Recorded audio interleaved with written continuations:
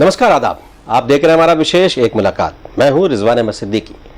जैसा कि आप जानते हैं, अपने इस कार्यक्रम में हम आपका परिचय कराते हैं किसी एक विशिष्ट व्यक्तित्व से जिसने समाज में अपना एक विशेष स्थान बनाया है।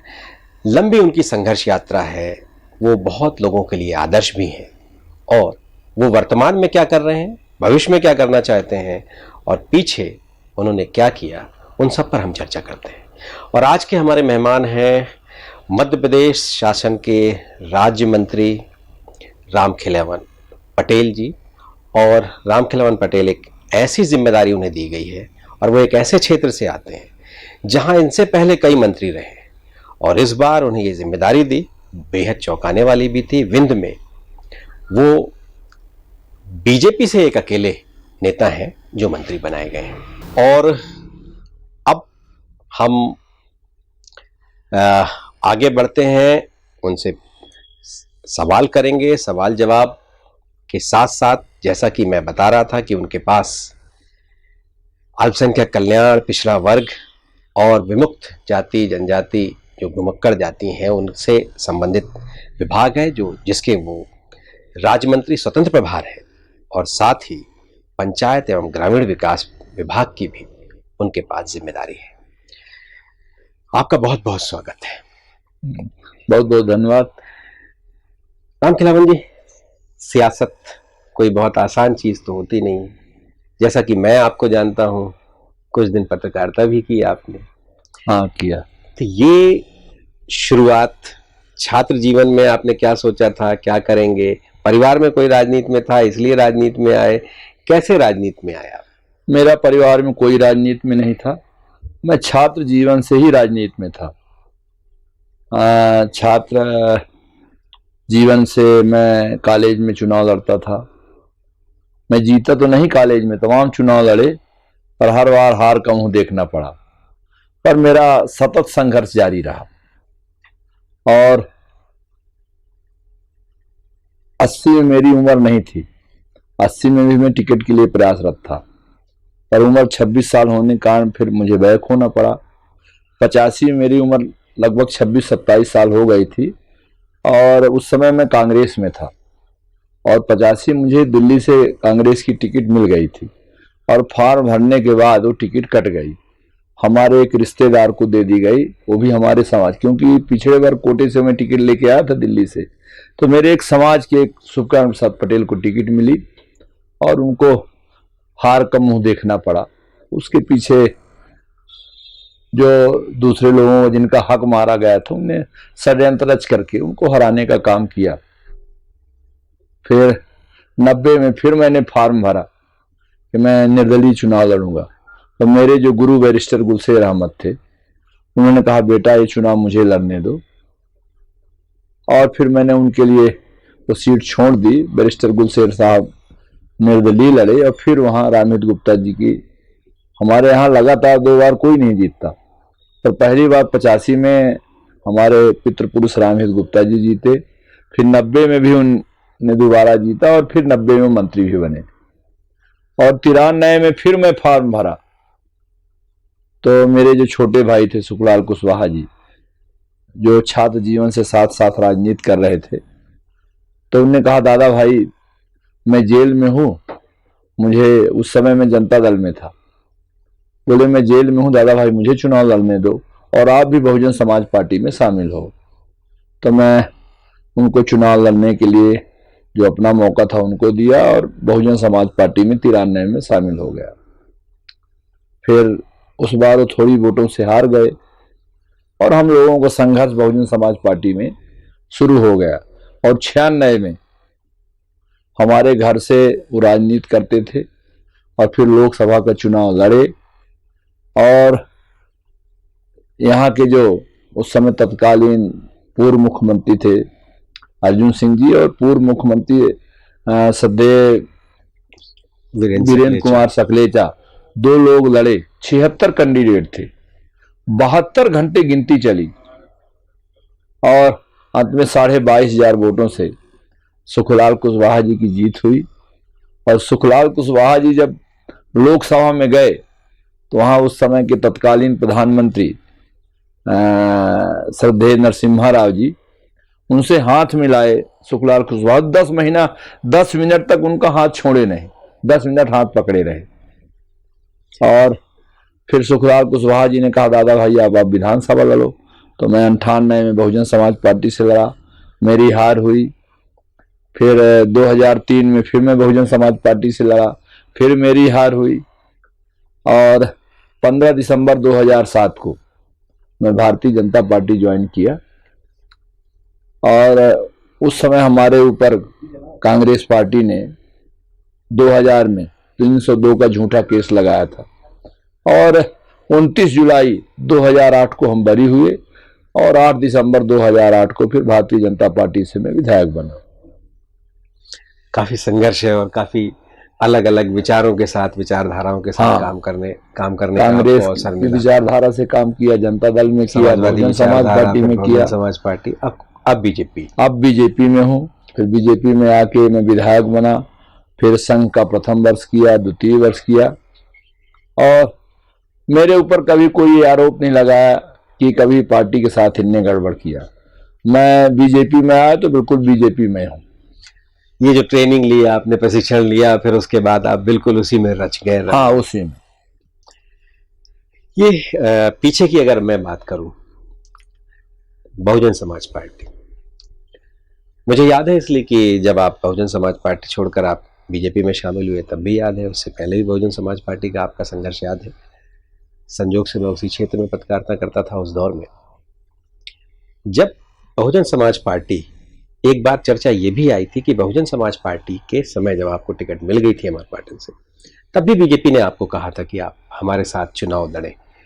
उस समय आपने क्यों रिफ्यूज कर दिया? चूंकि किसी दल से टिकट मिल जाना और जनता का हमारे ऊपर विश्वास बहुत ज्यादा था। हम अगर उस दल को छोड़ते तो जनता का विश्वास हमसे उठ जाता और फिर भविष्य में निश्चित रूप से हमारी गिनती विश्वसनीय लोगों में नहीं होती। इसलिए मैंने ऐसा निर्णय लिया। और मैं ये भी कह सकता हूं कि अगर 2003 में उस समय के तत्कालीन हमारे यहाँ बहुजन समाज पार्टी के जो नेता थे फूल सिंह बरैया, उनका अगर नेतृत्व परिवर्तन न होता तो यहाँ 30-32 विधायक बनने की मध्य प्रदेश में संभावना थी। उनका नेतृत्व परिवर्तन हुआ तो तमाम जो हमें एससी समाज के बहुत सारे वोट उनको चाहने वाले मिलने वाले थे, वो वोट हमको नहीं मिले, इसलिए भी हार का मुंह देखना पड़ा था। मतलब आपको लगता है कि एक गलत निर्णय उस समय बहुजन समाज पार्टी में ये हुआ? और अब ऐसा सबका मानना था, मेरा क्या, सबका मानना था कि उस समय फूल सिंह बरैया का नेतृत्व परिवर्तन नहीं होना था। ये जो आप जिक्र कर रहे थे, आज के दौर में तो लोग तत्काल निष्ठा बदल लेते हैं। पहले तो लोग दलीय निष्ठा भी, दल के अंदर भी नेताओं के प्रति एक निष्ठा और चीजें रखते थे, फॉलोइंग रहती थी। आप जैसे कह रहे थे कि आपके गुरु बैरिस्टर गुलशेर अहमद, आप बड़े गर्व से उनका नाम ले रहे थे। लेकिन अब तो लोग, पीछे ये देखने में आता था कैंडिडेट अचानक रातों रात किसी दूसरी पार्टी का कैंडिडेट हो जाता था, अब तो पूरे के पूरे अपनी विधानसभा से इस्तीफा दे के लोग आगे बढ़ जाते हैं। तो ये सियासत में ये किस तरह का दौर आ गया है, इसे आप कैसे देखते? भाई उस समय तो बहुजन समाज पार्टी वालों ने कहा कि भाई आपने मेरी पार्टी क्यों छोड़ी। मैंने कहा भाई मैं आपकी बस में बैठा था, बस पंचर हो गई, मैं फिर बैठ गया और मैंने कहा भोपाल पहुंचा दोगे, तो बहुजन समाज पार्टी वालों ने कहा कि मेरे बैठाए रहने की गारंटी, पहुंचाने की गारंटी नहीं है। पीछे से भाजपा की बस आ रही थी, नई बस, मैंने हाथ दिया, मुझे भोपाल चलना, बोले आप बैठ जाओगे तो मैं नो डिले चलूंगा, भोपाल पहुंचा दूंगा। तो भाई मैं बहुजन समाज पार्टी छोड़कर भारतीय जनता पार्टी से विधायक बन गया, भोपाल पहुंच गया, तो मैं बहुजन समाज पार्टी वालों को नुकसान क्या कर रहा हूं, सबकी सेवा तो कर रहा हूं। मेरा सवाल आपसे ये बिल्कुल नहीं था। हाँ। मेरा सवाल ये था, आप कह रहे थे हाँ। कि एक पार्टी ने आपको टिकट दी, आपको मालूम भी था कि बहुत रिजल्ट अनुकूल आएगा कि नहीं आएगा, और एक राष्ट्रीय दल आपको उस समय अपना कैंडिडेट बनाना चाहता था। लेकिन ऐसे समय में आपने जनता का वो विश्वास न खोए, जनता का विश्वास आपके प्रति बना रहे, आपने ऐसा कदम उठाया।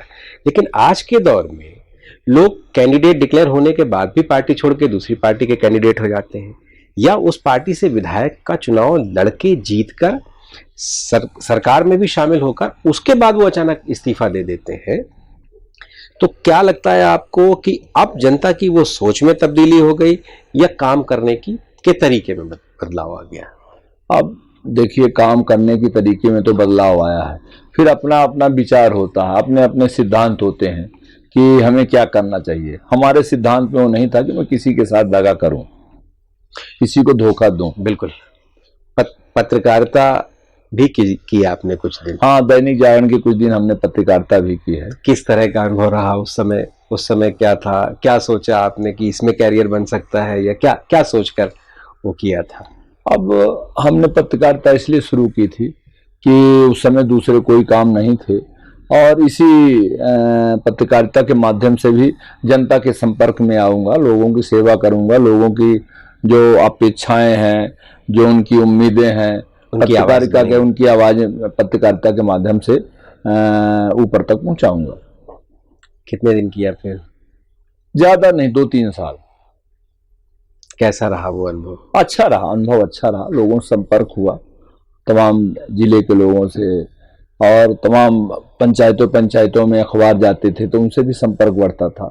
जनसंपर्क का और लोगों की आवाज़ उठाने का पत्रकारिता एक अच्छा माध्यम है। और आज तो चौथे स्तंभ के रूप में, चाहे प्रिंट मीडिया हो चाहे इलेक्ट्रॉनिक मीडिया हो, आज देश के चौथे स्तंभ के रूप में है। और बगैर प्रिंट मीडिया इलेक्ट्रॉनिक मीडिया के माने कोई अपनी आवाज़ कहीं पहुंचाना तो इसी के माध्यम से पहुंचती है। आप आज के पत्रकारों को कुछ कहना चाहेंगे, उनको कोई संदेश देना चाहेंगे अपने अनुभव के आधार पर, उस समय के अनुभव के आधार पर? इसलिए कि आप सियासत में भी हैं, पत्रकारिता को भी आपने किया, जिया, तो आप कैसे देखते हैं और क्या कहना चाहेंगे? अब पत्रकारिता में तो मैं यही कहूँगा कि निश्चित रूप से जिस तरह आपको चौथा स्तंभ माना जाता है, तो आप उसका माने भरपूर उसका पालन करें, और जनता जनार्दन की आवाज़ को और जो समय की मांग हो उसके हिसाब से पत्रकारिता में आवाज़ उठानी चाहिए। कहीं किसी दबाव में आके कोई समझौता करके पत्रकारिता नहीं करनी चाहिए। बिल्कुल है। वक्त है एक छोटे से ब्रेक का। ब्रेक के बाद उनके इस सफर का, जब वो विधायक बने, फिर उन्हें विधायक बनने के बाद हार का सामना करना पड़ा, फिर वो विधायक बने और अब मंत्री हैं।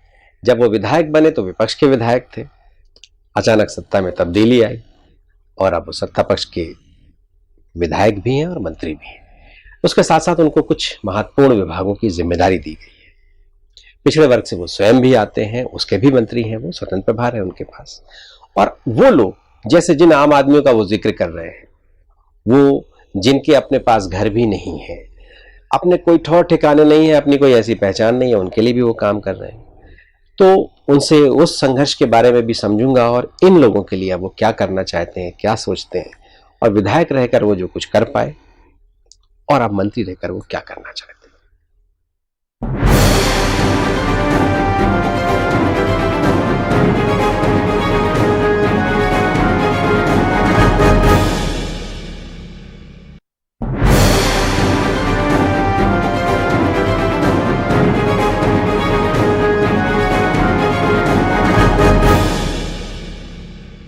ब्रेक के बाद आपका एक बार फिर स्वागत है।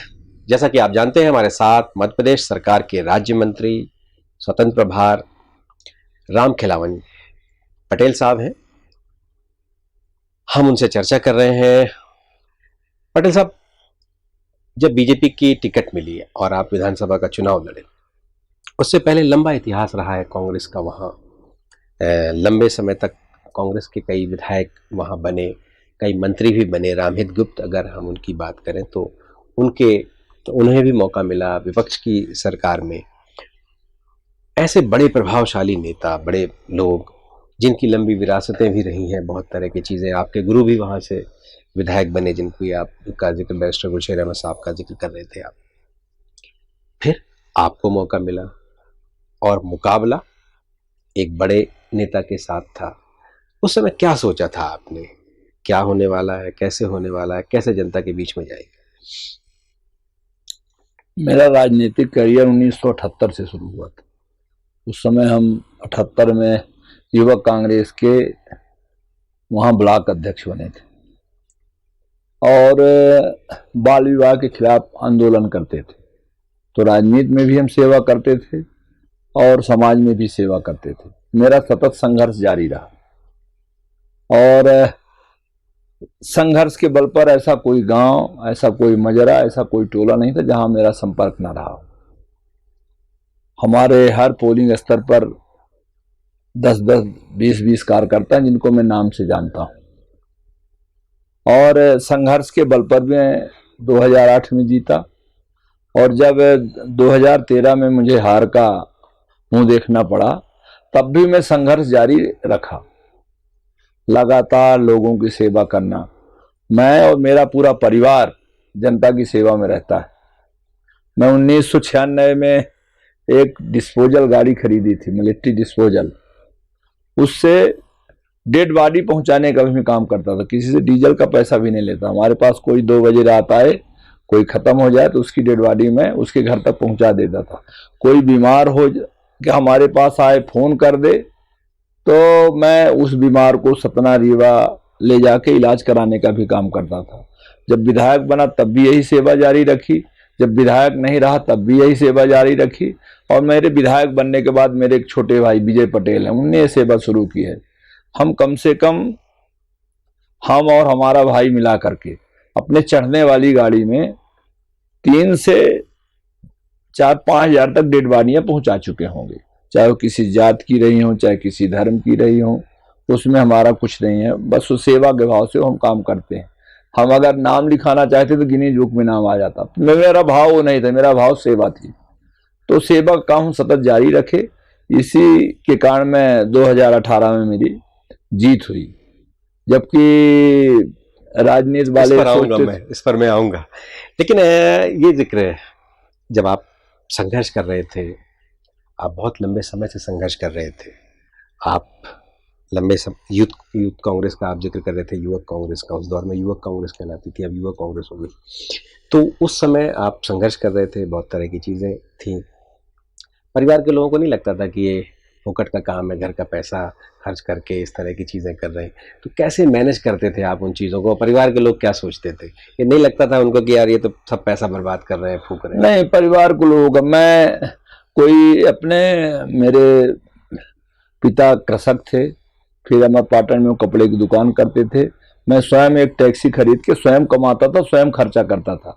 तो परिवार से कोई सहयोग लेने का विषय नहीं था। और जहाँ कहीं मुझे ज़रूरत पड़ती थी, मैं सेवा करके लोगों का दिल जीत लिया था। तो पूरे अमरपाटन क्षेत्र के लोग भी मैं आर्थिक रूप से मदद करते थे।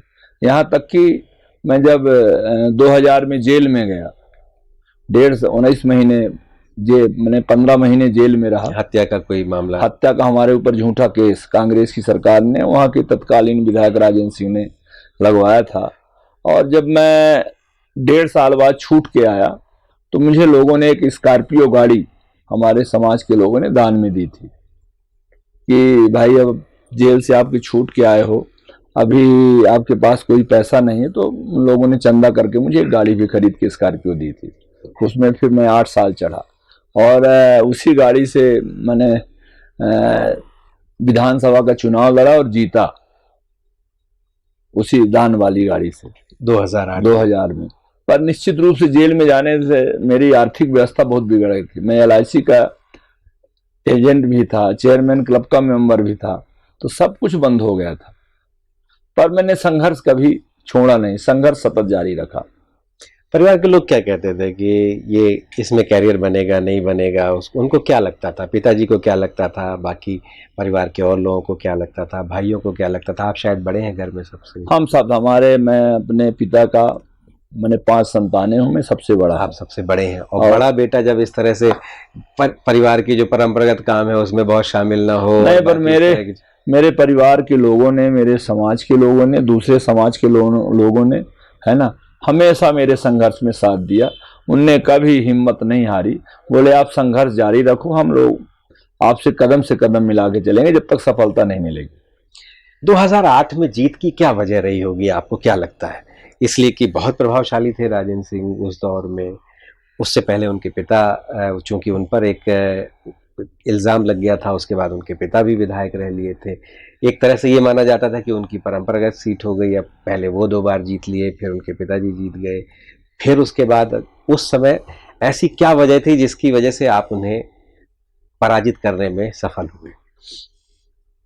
हम 2-2.5 साल पहले से, हमारे एक मित्र मोहम्मद साबिर सौदागर होते थे, जैसे भारतीय जनता पार्टी के क्या प्रमोद महाजन कहे जाते हैं मैनेजमेंट करने वाले, एक हमारे मित्र साबिर सौदागर होते थे। 2.5 साल जब से बीजेपी का ऑफर आया था तो हमने 2.5 साल सर्वे का काम किया था कि हम बीजेपी में शामिल हो जाएंगे तो स्वीकारता होगी कि ना होगी। तो 2-2.5 साल सर्वे के बाद ये हुआ कि नहीं शामिल होना, क्योंकि यहाँ एक नेता जो मंत्री रहे, विधायक रहे, तमाम लोगों को जबरदस्ती अपने प्रभाव में लेके उनको परेशान करने का भी काम करते हैं, और उनका मान सम्मान भी जिस ढंग से होना चाहिए नहीं होता। तो उनके इससे व्यवहार से उनको लोग पसंद नहीं करते थे। मुझे बीजेपी ने टिकट दिया तो फिर लास्ट समय में हमारे जो छोटे भाई, जिनको मैं छोटा भाई हमेशा माना हूं, सुखलाल कुशवाहा, जो अब 48 घंटा पहले चुनाव प्रचार बंद होता है तो ठीक 4 बजे हेलीकॉप्टर से वो अमरपाटन क्षेत्र के कटहा गांव में गए थे, और वो अपने समाज के लोगों को, अपने कार्यकर्ताओं के लोगों को ठीक आधा घंटे पहले ये कह के कि भारतीय जनता पार्टी से हमारे दादा भाई रामखिलान पटेल लड़े हैं, उनको जिताने का काम करना है। और फिर शायद पहली बार उन्होंने भारतीय जनता पार्टी में वोट देने के लिए कहा होगा। हाँ, निश्चित रूप से वो हमारे लिए, इसलिए कि वो तो बेहद विरोधी थे। हाँ, मैंने उनका इसी तरह से इंटरव्यू 3-4 बार किया।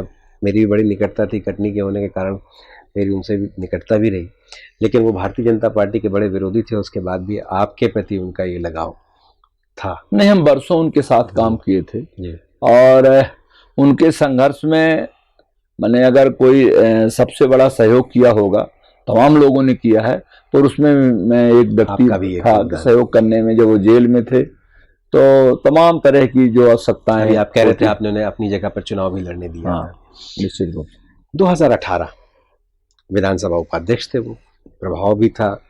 एक हद तक कांग्रेस और बीजेपी क्या लगभग बराबर सा माहौल था। कुछ कुछ कांग्रेस की बढ़त भी कई जगह फील होती थी। और 2018 जो हमने सर्वे किया, बाकी लोगों ने सर्वे किया, और मेरी जानकारी तो यह कि बीजेपी का जो आंतरिक सर्वे था उसमें भी जीतने वालों में आपका नाम नहीं था। ये करिश्मा कैसे हुआ? नहीं, माननीय मुख्यमंत्री जी जब अंतिम समय में टिकट देने को घोषणा करने वाले थे तो हमसे पूछा था, तो हमने कहा था, माननीय मुख्यमंत्री जी 2008 में भी मैंने हराया था, और 2013 में तो 2 वजहें थी हमारी हारने की। एक तो भारतीय जनता पार्टी के एक धर्मेंद्र सिंह तिवारी जो भारतीय जनता पार्टी में थे, और फिर उनको टिकट नहीं मिली तो बागी के रूप में चुनाव लड़ गए। और दूसरे जिनकी मैं जिक्र करता हूँ, सुखलाल कुशवाहा जी, उनने लोकसभा में 4,500 वोटों से हार गए थे, और 5800 वोटों से अमरपाटन से हमने भारतीय जनता पार्टी को जीत दिलवाई थी। तो उनका ये मानना हो गया था कि राम नाम, अगर दादा भाई हमारा सपोर्ट करते तो जीत जाते, तो मैं जीत जाता। तो उनने 15,000 वोट ट्रांसफर कर दिए, इसलिए मैं 2013 में हार गया। पर मैं 5 साल 1 दिन नहीं बैठा। राजनीति 365 दिन 24 घंटा सेवा का क्षेत्र है। जो 365 दिन 24 घंटे जनता की सेवा करेगा, निश्चित उसको जीत मिलेगी। और जो जिस लक्ष्य को तय कर लेता कि हमें यहाँ पहुँचना है तो पहुँचता है। तो मेरा तय था कि मुझे 2018 में विधायक बनना है, मैं बनूंगा। इसी दृष्टि से मैं 5 साल सेवा की, और माननीय हमारे प्रदेश के यशस्वी मुख्यमंत्री शिवराज सिंह चौहान ने और भारतीय जनता पार्टी के केंद्रीय नेतृत्व ने हमें टिकट दिया, इस विश्वास से कि ये जीतेंगे, और हमने जीतने का भी काम किया। पर यह जरूर बात है कि जब विंध्य प्रदेश से 30 में 24 सीटें जीती तो सबको धन्यवाद ज्ञापित करने का कार्यक्रम हुआ। तो सभी विधायकों को धन्यवाद दिया गया, 24 विधायकों को। फिर माननीय हमारे यशस्वी मुख्यमंत्री जी बैठ गए। फिर आदरणीय केदारनाथ शुक्ला जो हमारे सीनियर विधायक हैं सीधी से, उनने कहा, माननीय मुख्यमंत्री जी 2 सीटों के लिए तो अलग से धन्यवाद दीजिए, चुराहट और अमरपाटन के लिए, क्योंकि इनने बड़े विकेट गिराए हैं। तब फिर माननीय हमारे यशस्वी मुख्यमंत्री शिवराज सिंह जी खड़े हुए तो उन्होंने कहा, मैं चोराहट और पाटन दोनों को हारा मानता हूं, ये जीत कर आए हैं तो इनको डबल डबल धन्यवाद देता हूं। बिल्कुल, वाकई ये एक तरह से ऐसे समय में तो एक करिश्मे की तरह ही देखा जाता था। मैंने आपका संघर्ष देखा है, निकट से देखा है। कलेक्ट्रेट में मैं आपको कई बार देखता था, आप लोगों के बहुत ढेर सारे काम और उस तरह की चीज़ों के लिए बहुत तेज़ी के साथ गहमा-गहमी करते अक्सर मैं देखता था। लेकिन वो आपके संघर्ष का दौर था, उसके बाद ही आप विधायक बने, फिर अब आप मंत्री। बहुत ढेर सारी जिम्मेदारियां हैं, लेकिन विधायक की तरह काम देखना, एक समाज सेवी की तरह, एक सियासतदान की तरह काम देखना और एक मंत्री की तरह काम करना और काम कराना, दोनों में अलग अलग वो है। अनुभव आपका बहुत लंबा है, सभी राजनीतिक दलों को लगभग आपने उनके कामकाज के तरीकों को देखा है निकट से। अब सरकार में है तो आपने अब अपना क्या लक्ष्य बनाया है, क्या चीज करने वाले हैं और कैसे करने वाले? हमें छोटे से कार्यकर्ता को भारतीय जनता पार्टी ने, हमारे केंद्रीय नेतृत्व ने, प्रदेश के शीर्ष नेतृत्व ने और प्रदेश के यशस्वी मुख्यमंत्री शिवराज जी ने और प्रदेश के यशस्वी प्रदेश अध्यक्ष वी.डी. शर्मा ने हमें राज्य मंत्री बनाया है। और पिछड़ा वर्ग अल्पसंख्यक कल्याण का स्वतंत्र प्रभार, आपके घुमक्कड़, अर्ध घुमक्कड़ विमुक्त जनजाति का कल्याण का स्वतंत्र प्रभार और पंचायत एवं ग्रामीण विकास का राज्य मंत्री का दर्जा दिया है। निश्चित रूप से बड़ी जिम्मेवारी है और मैं ये कहूँ कि पंचायत एवं ग्रामीण विकास में काम करने की, जनता की सेवा करने की बहुत सारी संभावनाएं, 23,000 ग्राम पंचायतें हैं। मैंने कहना चाहिए कि सबसे बड़ा ये विभाग है। और पिछड़ा वर्ग अल्पसंख्यक कल्याण जिसका मेरे पास स्वतंत्र प्रभार है, घुमक्कड़, अर्ध घुमक्कड़ विमुक्त जनजाति कल्याण का, ये भी इनकी मैंने सबकी अगर जनसंख्या देख ले तो 70% लोग हो जाते हैं। पिछड़ा वर्ग अल्पसंख्यक घुमक्कड़ जाति मिला के लगभग 70% आबादी हो जाती है।